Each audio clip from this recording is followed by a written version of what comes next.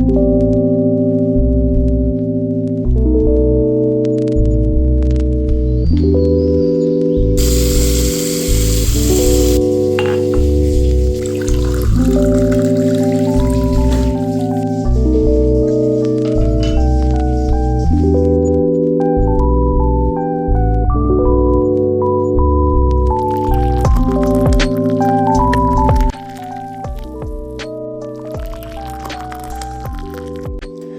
Morning everyone and welcome back to my channel.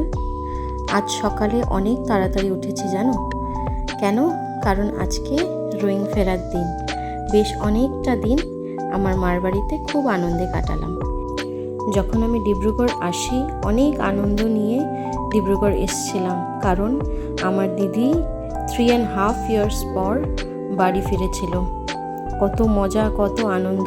আর দিদিভাইয়ের পুচকাটার জন্য আরও মনে হয় যে খুশিটা ডাবল হয়ে গেছিল। বাট আজকে যখন যাচ্ছি, হ্যাঁ ভালো লাগছে, কেন অনেক দিন পর আমি আমার ওই সাজানো ঘরটাতে ফিরবো, কিন্তু আবার মনটা খারাপও লাগছিল, কারণ মা একদম একা হয়ে যাবে। দিদি তো গেছে অনেক দিন হয়ে গেল, বাট আমি 2 সপ্তাহ এক্সট্রা থেকে গেছিলাম, কারণ দিদিভাই চলে গেছে, দিদিভাইয়ের পুচকা চলে গেছে, জিজু চলে গেছে, তো মার মনটা একটু খারাপ ছিল। তাই জন্য দিদিভাই বলল, তুই কদিন এক্সট্রা থেকে যা, মার ভালো লাগবে। মার বাড়িতে গেলে কেউ তো আর এত তাড়াতাড়ি ওঠে না, তাই আমিও উঠি না। আজকে যেন অনেক তাড়াতাড়ি উঠেছি, সেই ভোর 4টায় উঠে ফ্রেশ হয়ে রেডি হয়ে গেছি, কারণ 5টার সময় বাস ঢুকে যাবে ডিব্রুগড়।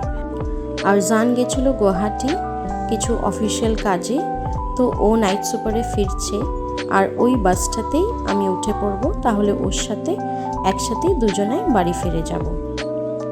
এই উইকেন্ডে যেহেতু এটা সেকেন্ড স্যাটারডে ছিল, তাই আমার ভাইও বাড়ি ফিরেছিল। ও তো বাড়িতে থাকে না, ও থাকে ধেমাজিতে, তো ও এসছিল, তো সবাই একসাথে ভালোই লাগছিল। বাট আজকে যেহেতু মানডে, সবারই অফিস আছে, আর জানো এসে অফিস জয়েন করতে হবে। আজকে ভাইকেও অফিস জয়েন করতে হবে, যেহেতু মানডে সবারই জয়েন করতে হয় মানডে। ও উইকেন্ডে আসে, সেকেন্ড স্যাটারডে, ফোর্থ স্যাটারডে, আবার কখনো কখনো বাকি উইকেন্ডগুলোতেও চলে আসে, কারণ ধেমাজি তো খুব একটা দূর না ডিব্রুগড় থেকে। তাই আমি এখানে রেডি হচ্ছিলাম, আর মা ওদিকে চা বানিয়ে নিয়েছিল আমার জন্য, কাকির জন্য আর মার জন্য, কারণ আমরা 3 জনাই ছিলাম। বাবা গেছিল মন্দিরে, আমার বাবা রোজ সকালে মন্দিরে যায় প্রার্থনার টাইমে। মন্দির থেকে এসে তারপর আমাকে ছাড়তে গেছিল। আর এই দেখো, আমি যে গাছগুলো লাগিয়ে রেখেছিলাম এতদিন নিয়ে যাব বলে, এতদিন নিয়ে যাওয়া হয়নি, বাট আজকে আমি বললাম আজকে আমি নিয়েই যাব। মা বলল এতগুলো গাছ পারবি না নিয়ে যেতে। তারপর আমি কাকার থেকে একটা বড় দেখে ব্যাগ নিলাম, নিয়ে গাছগুলো ভরে নিলাম এক এক করে। প্রথমেই আমি তুলসী গাছটা ভরে নিয়েছি দেখো, কারণ তুলসী গাছটা আমার খুব দরকার হয় এখানে, এর জন্য। আর জবা ফুলের গাছটাও নিয়েছি, আর টুকিটাকি যা গাছ ছিল সেগুলো নিয়েছি, তবে সবগুলো নিতে পারিনি জানো, ব্যাগে জায়গা হয়নি। আমি বড় দেখেই ব্যাগ নিয়েছিলাম, বাট তাও জায়গা হলো না। আসলে অনেকগুলো গাছ যে আমার। মা বলল ঠিক আছে, এবার তুই এইটুকু নিয়ে যা, পরের বার এসে বাকিগুলো নিয়ে যাবে। আর ব্যাগটাও তো অনেক ভারী হয়ে যাচ্ছিল, তুলতে খুব কষ্ট হবে, তাই জন্য মা বলল না, সব নিতে হবে না, যতটুকু হচ্ছে ব্যাগে সেইটুকু নে, বাকিটা পরের বার নিয়ে যাবে। না হলে আমি আরেকটা ব্যাগ নিয়ে নিতাম, ওটাতে বাকিগুলো ভরে নেব ভেবেছিলাম। বাট না, আমিও ভাবলাম যে সব একসাথে নিলে আমার আর আরজানেরও তো ওটা বাড়ি নিয়ে আসতে হবে, বাস তো দাঁড়াবে সেই ব্যাংকের সামনে, তারপর ওটাকে নিয়ে আসতে তো হবে, স্কুটিতে এতগুলো জিনিস হবে না। তাই জন্য আমি কিছু গাছ আনিনি, সেগুলো ওখানেই আছে, পরের বার গেলে নিয়ে আসবো। আমার গাছগুলো বড্ড বড় হয়ে গেছিলো, যার জন্য খুব কষ্ট হচ্ছিল ব্যাগে করে আনতে। তুলসী গাছটাই দেখো কতটা বড় হয়ে গেছে, তাও ভাগ্যিস আনার সময় তুলসী গাছটা কিচ্ছু হয়নি, শুধু একটা পাতাবাহারি গাছ ছিল, যেটা ডালটা একটু ভেঙে গেছিলো। খুব কষ্ট লেগেছে সেটা দেখে, এত সুন্দর করে গাছটা হয়েছিল। এই যে এই গাছটার বড় যে পাতাটা আছে ওপরে, সেটা ভেঙে গেছিলো। বড় বড় যে লাল পাতাগুলো, সেই গাছটা। এটার মধ্যে 2টো গাছ আছে, বাট আমি ওই ডালটাকেও আবার একটা গ্লাসে পুরে রেখে দিয়েছি, সেটা শিকড় বেরোলে আবার ওটাকে লাগিয়ে দেবো। আর এই যে দেখছো কিছু গাছ প্যাকেটে আছে, কারণ সব টবে হলে না আনতে পারতাম না, তাই জন্য কাকিমুনি বলেছিল তুই এগুলো প্যাকেটে লাগা, ওখানে গিয়ে টব কিনে তারপর ওখানে লাগিয়ে দিবি। আমিও ভাবলাম হ্যাঁ তাহলে জিনিসটাও একটু হালকা হবে, এই জন্য কিছু গাছ প্যাকেটে ছিল। আর কিছু গাছ আমি প্রথমেই টব কিনে নিয়েছিলাম, ওগুলো টবেই ছিল। আর কিছু কিছু গাছ প্যাকেটে রেখেছিলাম, ওগুলোকে রোয়িং এনে তারপর টব কিনে ওটার মধ্যে লাগিয়ে দেবো। দেখো এক এক করে গাছগুলো আমি ভরে নিলাম। আর জানো আমাকে ভিডিওটা কে করে দিচ্ছে? আমার মাকে আমি বলেছি ভালো করে দেখাবে কিন্তু, আর এদিকে ওদিকে একটু ঘুরিয়ে ঘুরিয়ে দেখাবে, তাহলে তো দেখতে ভালো লাগবে। তারপর মা খুব সুন্দর করে আমাকে ভিডিওটা করে দিয়েছে। আর দেখো আমি তুলে দেখছিলাম ব্যাগটা কতটা ভারী, বেশ ভারী হয়েছে জানো। চলো এবার সময় হয়ে গেছে, এবার বেরোতে হবে। এবার বেরোই। লাগেজ বলতে আমার একটা ট্রলিই আছে আর আমার একটা হ্যান্ডব্যাগ। বাট সব থেকে ভারী যেটা হয়েছিল সেটা ছিল আমার গাছের ব্যাগ। সেটা বেশ ভারী হয়েছিল, উঠাতে খুব কষ্ট হচ্ছিল।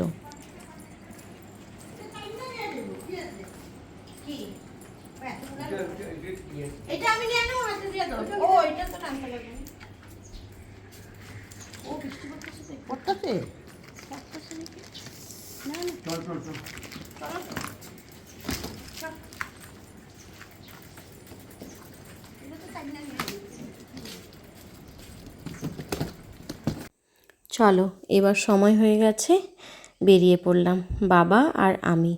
আর মা আর কাকি বেরিয়েছিল, কারণ সবাই এখনও উঠেনি। আর কেউ যদি উঠেছে তাহলে ঘরের কাজ করছে, তাই জন্য আর নিচে নামেনি। এই যে মা আর কাকি। জানি মার মনটা খুব খারাপ, কিন্তু মা এক্সপ্রেস করে না, যদি আমার খারাপ লাগে তাই জন্য। একা হয়ে যায় না বেশ, কেন কি দিদিভাইয়ের বিয়ের পরে আমি ছিলাম মার সাথে, বাট আমার বিয়ের পরে মা বড্ড একা হয়ে গেছে। টিভি নিয়েই সারাদিন থাকে, বিকেলটা, সকালটাতে তো অনেক কাজ থাকে, বিকেলটা পুরো সময়টাই সে টিভিতেই কাটিয়ে দেয়। আমরা যদি বকা দিই মা তুমি এত কেন টিভি দেখো, বলে আমি কি করব তাহলে, টিভি দেখতে মানা করবি, ফোন দেখতে মানা করবি, তাহলে আমি কিভাবে থাকবো বলতো? তোরা কি সবসময় আমার সাথে ফোনে কথা বলবি? পৌঁছে গেছি বাস স্টপের এখানে। অনেকটা জায়গা হেঁটে হেঁটে এসেছি, টোটো পাইনি সকালবেলা, একজনকে বলেছিলাম আমার দেরি হচ্ছে, এই জন্য বের হয়ে চলে এসেছি। চলো গিয়ে দাঁড়াই, তারপর আসবে বাবা, একটু তাড়াতাড়ি নিয়ে চলে এসছে। এই যে এসে দাঁড়ালাম, এখানটাতেই বাস আসবে, এখান থেকে ক্রস করে যাই, তাই জন্য এখানে দাঁড়ালেই বাস পাওয়া যায়।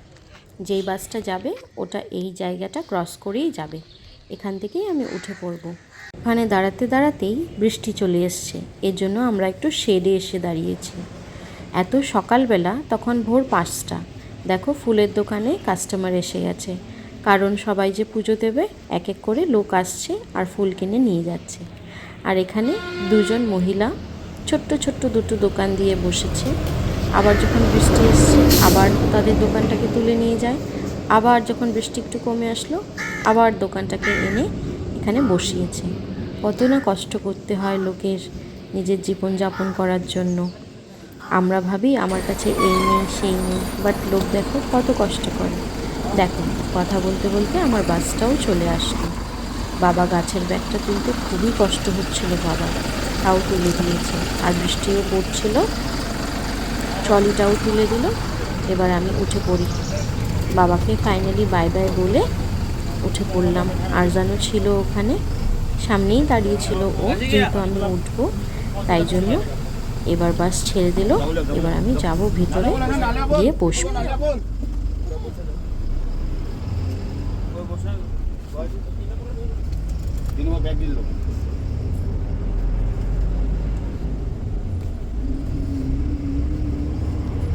ঠিক আছে।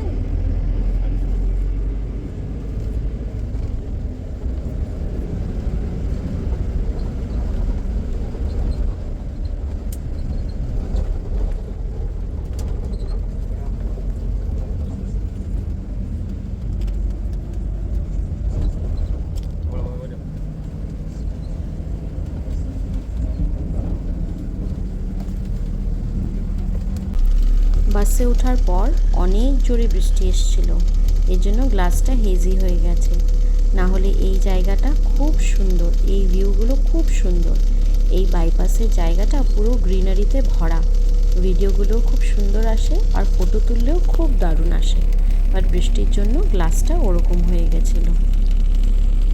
আমার যেন বাসের জার্নিটা খুব একটা ভালো লাগে না, ভীষণ সাফোকেটিং লাগে। আর এই এসি বাসগুলো আমার আরোই পছন্দ না। ওই যে ওপরে যে বসে আছে স্লিপারে আরজান ছিল, আর আমি আমার সিটে বসে তো ঘুমিয়েই পড়েছি। কখন আরজান যে এরকম ভিডিও করেছে আমি বলতেই পারি না। ঘুমোতে ঘুমোতেই পুরো জার্নিটা কেটে গেছে। এই যে দেখো, শান্তিপুর গেটে এসে যখন দাঁড়াই তখন আরজান আমাকে ডাকে যে আমাকে আধার কার্ডটা দাও, তোমার পাসটা বানাতে হবে। তখন আমি ঘুম থেকে উঠি, আর বাসের বাকি লোকরাও নিচে নেমেছিল পাস বানাবার জন্য। আমি বসেছিলাম, আমার পাসটা আরজান বানাতে গেছিলো। আর আরজানের তো পার্মানেন্ট পাস হয়ে গেছে, তো ওরটা আর বানাতে হবে না। এবার আমি রোয়িং গেলে আরজান বলেছে আমারও পার্মানেন্টটা অ্যাপ্লাই করে দেবে, তাহলে আমার যখন পার্মানেন্ট পাসটা চলে আসবে তাহলে আর আমার বারবার পাস বানাতে হবে না। দেখো, আজ প্রায় 1 মাস পর আমরা দুজন একই ফ্রেমে। আমি ওকে বললাম একটু ভিডিও করো, আমরা দুজন অনেক দিন একসাথে ভিডিও করিনি।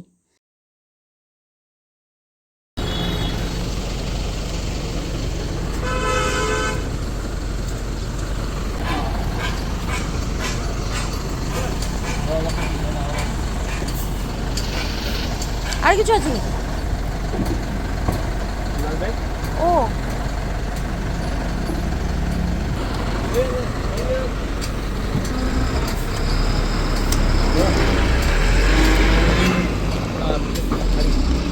দেখো, কথা বলতে বলতে ফটো তুলতে তুলতে চলে এসেছি রোয়িং।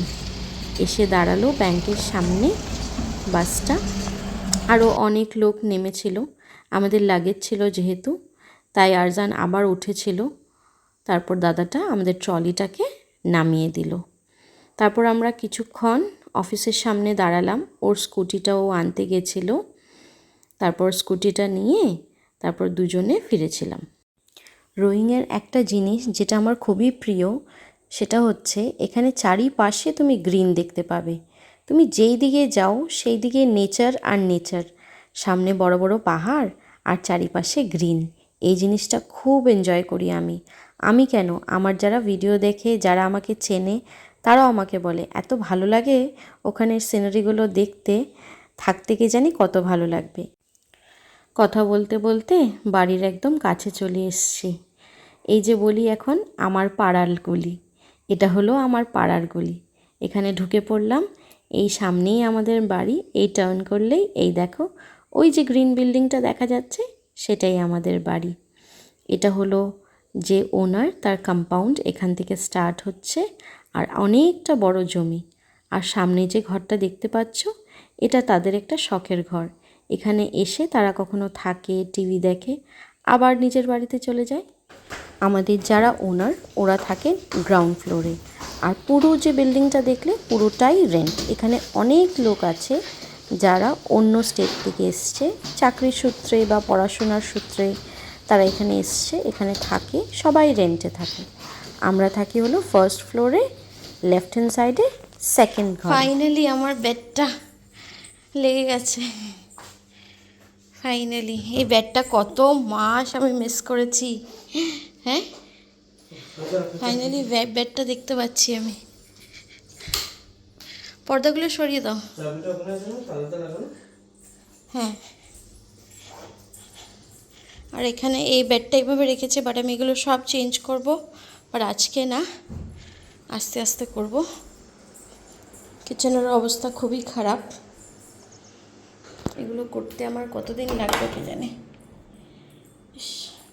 এই রুমটা তো পুরো স্মেল হয়ে গেছে।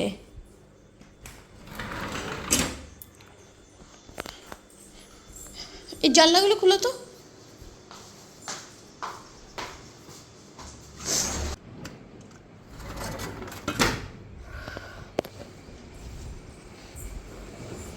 আমি এসেই প্রথমে যেটা করেছি সেটা হলো আমার গাছগুলোকে বের করেছি, কারণ যা গরম, এই ব্যাগে যদি থাকে ওরা মরেই যাবে।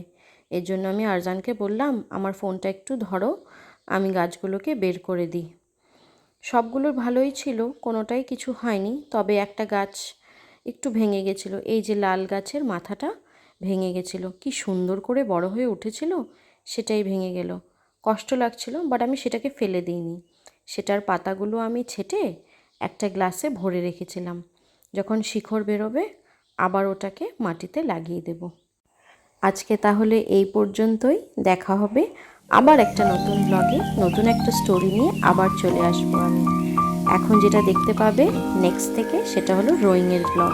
আশা করি তোমাদের ভালো লাগবে।